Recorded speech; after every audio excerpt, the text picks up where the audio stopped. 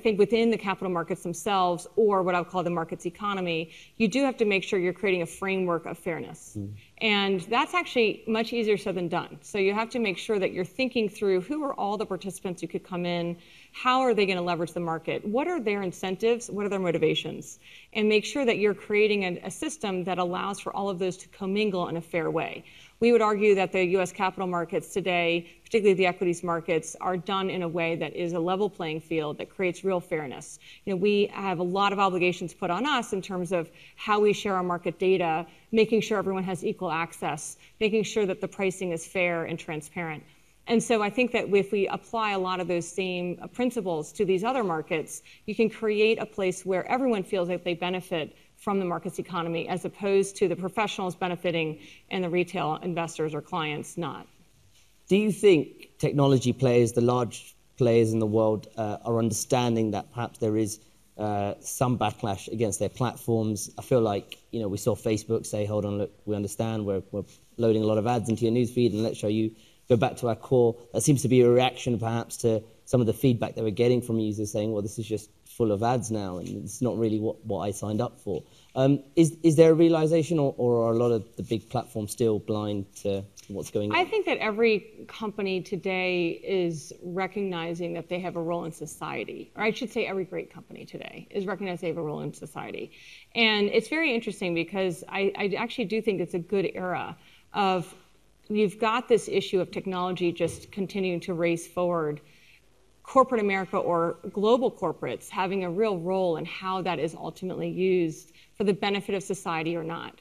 And having this realization, and I think that the last couple of years of the technology wave have given everyone a realization that we do play a role in creating the right society.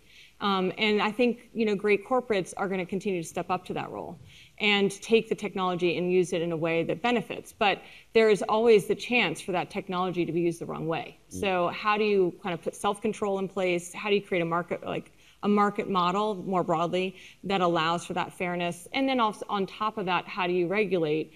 But regulation can't be the first line of defense. It should really be the last line of defense after a fair model has been put in place. In terms of how you see some of this impact, particularly automation, because that's one, even last year, I remember at WEF, there was a lot of talk about the impact that AI and the rest of these automation is going to have on jobs. And there were a lot of doom-mongering around, you know, there's going to be a huge amount of jobs wiped out, a lot of people unemployed in the next few years.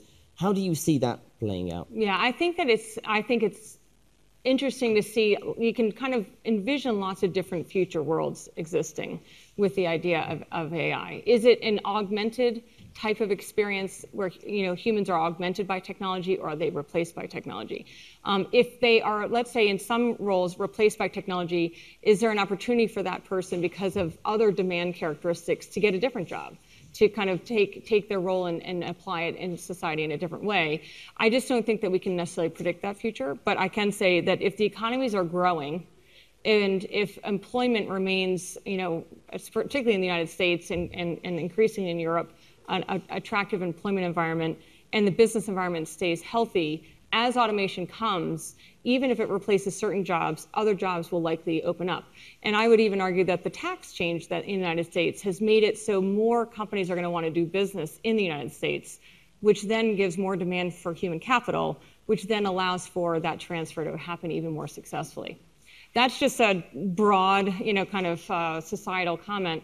But I do think AI, you have to take it very responsibly. So in the capital markets and in the financial markets, what we're seeing is the ability for technology to augment the human judgment, not to replace human judgment. And I think that's a very good role for technology in the financial services. Hey there, thanks for checking out CNBC on YouTube. Be sure to subscribe to stay up to date on all of the day's biggest stories. You can also click on any of the videos around me to watch the latest from CNBC. Thanks for watching.